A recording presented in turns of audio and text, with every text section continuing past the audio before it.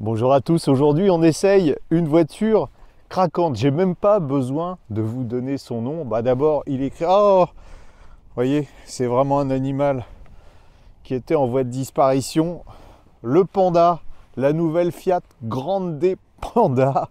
En fait la Panda est sortie il y a 40 ans, la première génération, et aujourd'hui Fiat monte en gamme avec cette Grande Panda qui est, pour notre essai aujourd'hui, en version 100% électrique. Vous allez voir, c'est pas seulement un monde de douceur, c'est aussi une voiture très intéressante.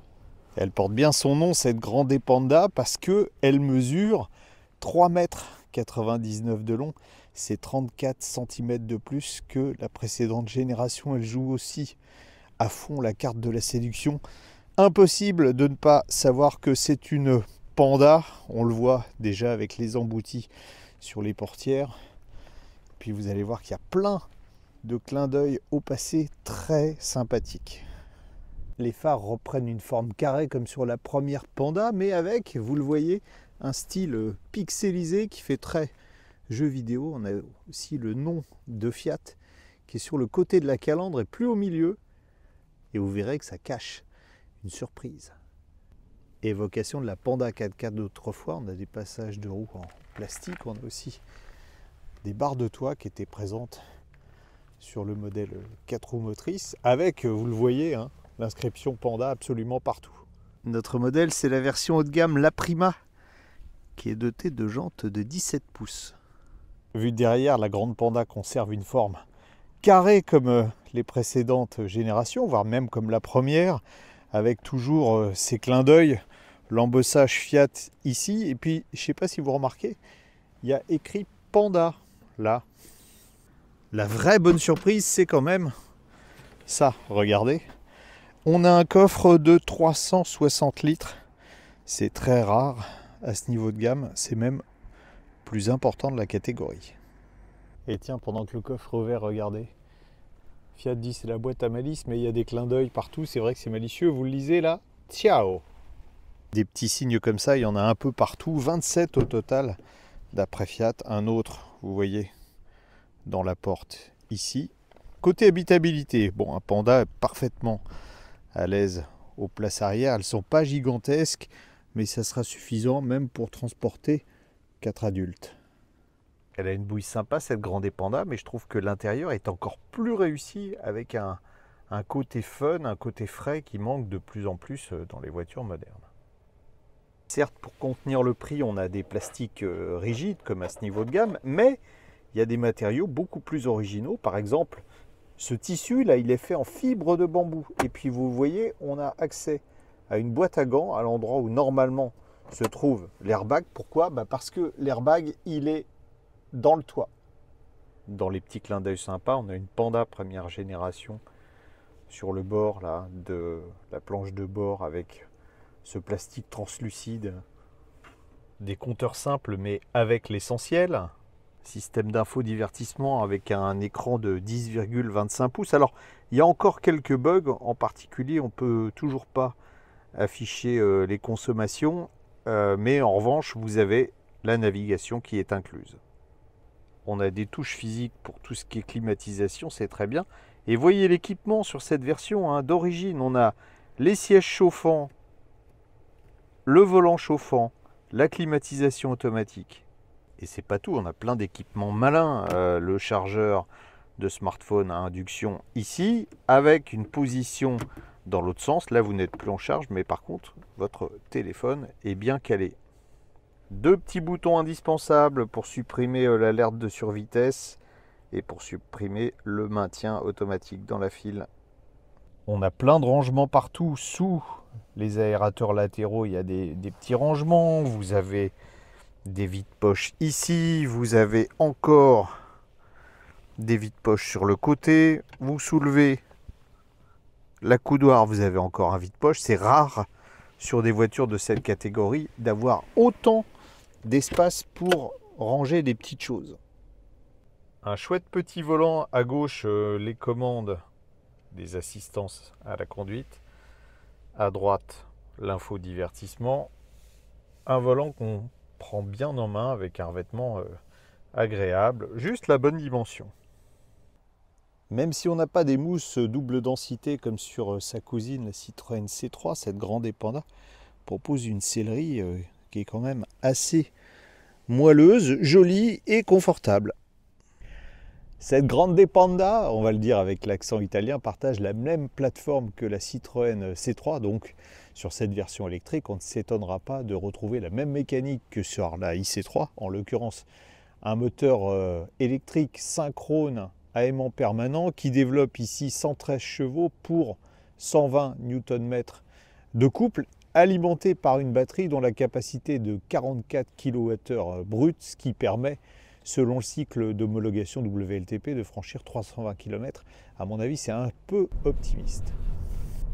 C'est étonnant parce que la sensation de conduite est plutôt différente de celle de la IC3, alors qu'on a un châssis qui est équivalent. Alors la première chose, c'est qu'on a des suspensions un chouï plus fermes, parce qu'on n'a pas les fameuses butées hydrauliques, double butée hydraulique progressive de la française. Attention, hein, je ne suis pas en train de dire que c'est pas confortable, c'est confortable, c'est un tout petit peu moins moelleux, mais pour le reste, ça braque dans un mouchoir de poche. Et puis le petit moteur qui sur le papier n'est pas extrêmement brillant, se révèle suffisant, en tout cas quand on roule à allure très raisonnable.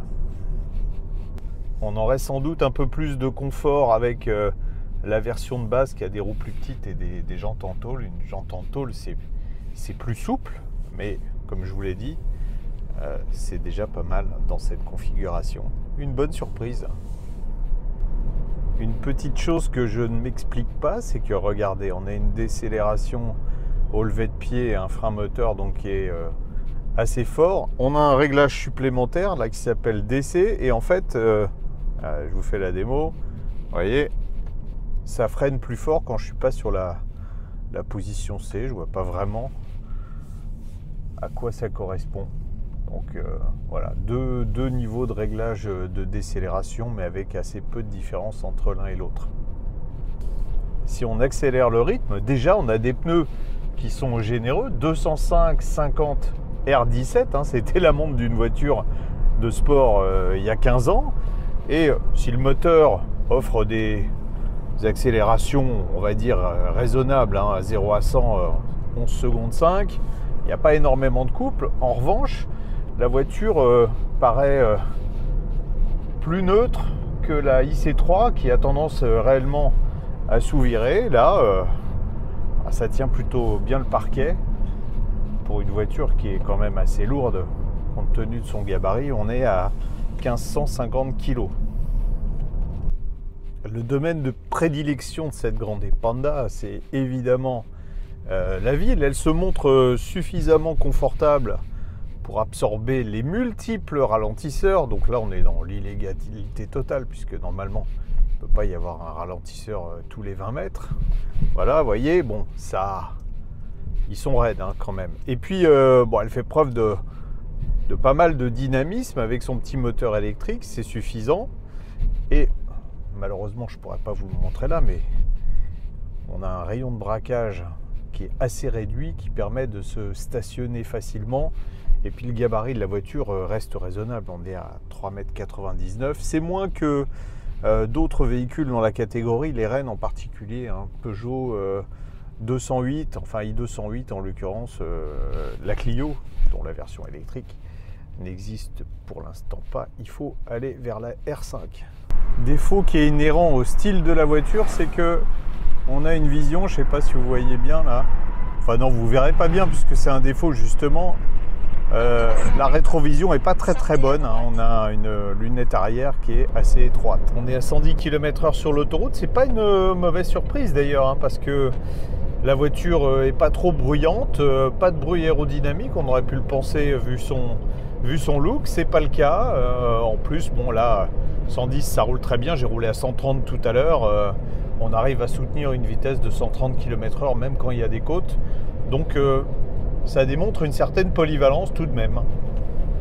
Difficile de vous parler de la consommation puisqu'on n'a rien pour la mesurer, hein. Pas de consommation instantanée, pas de consommation moyenne, ça sera réglé, mais ça fait partie des petits soucis Stellantis avec tous ces systèmes électroniques. Bon, ce qu'on voit en tout cas, c'est que on est à la moitié de la jauge et il nous reste 155 km d'autonomie. Si on se réfère à ça, ça veut dire que en ayant roulé principalement sur de la petite route et fait de l'autoroute, un peu d'autoroute, on va dire 30 km à 110 km/h, on serait pratiquement dans la consommation normalisée puisque le constructeur annonce 320 km. Là, on serait à 310 km. Donc le contrat est rempli de ce côté-là. Une voiture qui est donc assez économique, mais il faudrait faire un vrai test, rouler à 130 plus longtemps. Il faudrait la prendre et avec un ordinateur de bord qui fonctionne. Fiat nous dit la Grande Panda c'est une boîte à malice. Eh bien, je vous démontre que c'est vrai. Je vous ai promis tout à l'heure qu'il y aurait une surprise. On ouvre cette trappe à l'avant et sur le modèle de base, on a quelque chose auquel aucun constructeur n'avait pensé auparavant. On a le câble de charge qui est intégré. Un câble qui fait 4,50 m de long, donc qui vous permet de vous brancher sur une borne comme celle-là. C'est donc un câble type 2 comme vous allez pouvoir le voir. On peut faire de la charge en courant alternatif avec. Alors le souci c'est qu'évidemment cette configuration du câble là en ressort ne permet pas de passer des puissances importantes, donc on est limité à 7 kW en charge en courant alternatif.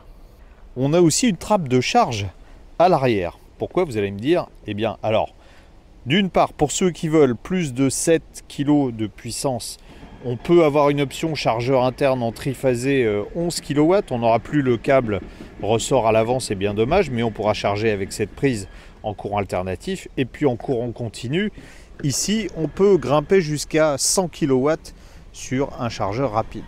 Comme l'animal du même nom, elle est attachante, cette Fiat Grande Panda.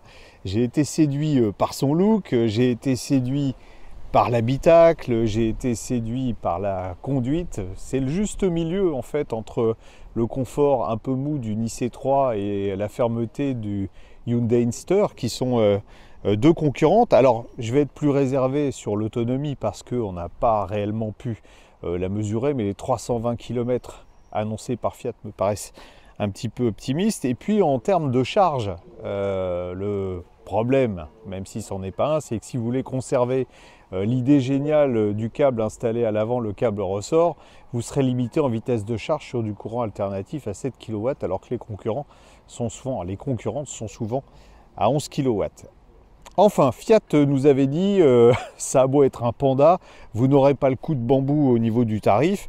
Alors c'est vrai pour la version thermique, puisqu'il y a des versions thermiques, il y a une version hybride de la Grande Panda qui est vendue moins de 20 000 €. Pour ce modèle qui est la finition haut de gamme, tout est compris, on est à 27 900 €. Heureusement, on profite du bonus écologique, 2 000 € pour tout le monde, 4 000 € pour ceux qui n'ont pas les moyens d'acheter une voiture. Vous remarquerez que c'est un peu paradoxal. À ce tarif-là, donc je garde 25 900 €. Il faudrait faire encore un petit effort pour arriver à totalement démocratiser la voiture électrique, mais on est sur la bonne voie avec cette Grande Panda.